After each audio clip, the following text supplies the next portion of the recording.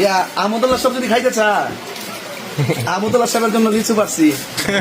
ভিডিওর শুরুতে আপনারা দেখেছেন তাইরি লিচু গাছে উঠলেন এবং সেখান থেকে তিনি লিচু পারলেন এবং তিনি শায়েখ আহমদুল্লাহকে নিয়ে ঠাট্টা করলেন, বিদ্রুপ করলেন। আফসোস। আসসালামু আলাইকুম ওরহমতুল্লাহ। প্রিয় দর্শক, এবার গিয়াসউদ্দিন তাইরি লিচু বাগানে গেলেন লিচু পাড়ার জন্য। এখন তো লিচুর সিজন আমরা সকলে জানি। সে লিচু পাড়ে আর বলতেছে, আহমদুল্লাহ সাহেব আপনার বক্তব্য উড্ডাও করুন, তাহলে লিচু আছে পুরস্কার লিচু।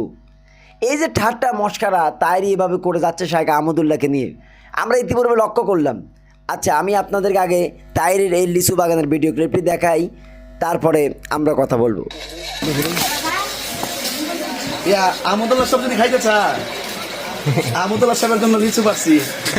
যে বক্তব্য দিছে এই বক্তব্যটা তাড়াতাড়ি উড্ড করতে কো, লিচু আছে সৌজন্য, ঠিক আছে। আর আমির হামজা সাহেব জেলে ছিল বেশি দিন, একটু শরীরটা দুর্বল হয়েছে, লিচু খাইলে ঠিক হয়ে যাবো। এই ধরো ধরো ধরো ধরো প্রিয় দর্শক, আপনারা ভিডিও ক্লিপটি দেখলেন, সে লিচু পারতেছে আর সেখান থেকে বলতেছে আহমদুল্লাহ সাহেবের জন্য লিচু আছে, যদি তার বক্তব্য সে উড্ডাও করে।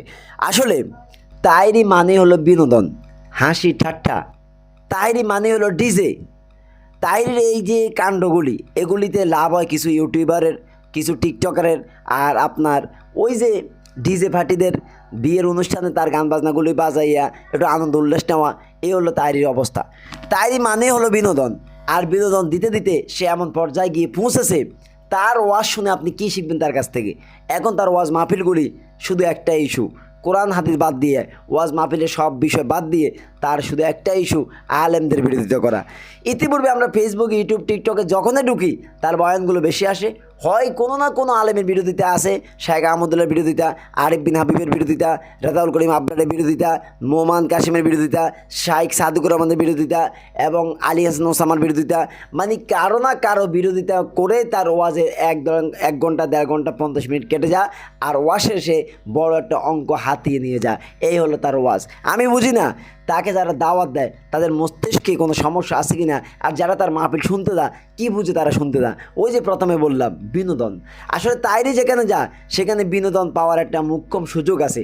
তার ওয়াজ শুনতে মূলত কেউ যায় না, মানুষ যায় একটু হাসি খোরাক নেওয়ার জন্য, একটু বিনোদন নেওয়ার জন্য, তাকে দেখে একটু আনন্দ উল্লাস করার জন্য। এই কি ইসলাম? আমি তো প্রায় সময় বলি, গোটা ইসলামকে হাসির ঠাট্টা কেন্দ্র বানিয়ে ফেলেছে তাইরি। এমন এক পর্যায়ে তাইরি ইসলামটাকে নিয়ে গেছে। এই যে আমাদের আব্দুর রহমান মাদানী কিছুদিন আগে বলেছেন, তাইরি হলো গোটা মুসলিম সমাজে একটা অভিশপ্ত। নিঃসন্দেহে তিনি সঠিক কথা বলেছেন, হক কথা, ফাইনাল সত্য কথা বলেছেন। এই গিয়াসউদ্দিন তাইরি, তার লক্ষ্য কি? এই মানুষগুলিকে গোমরা করে তার লাভ কি?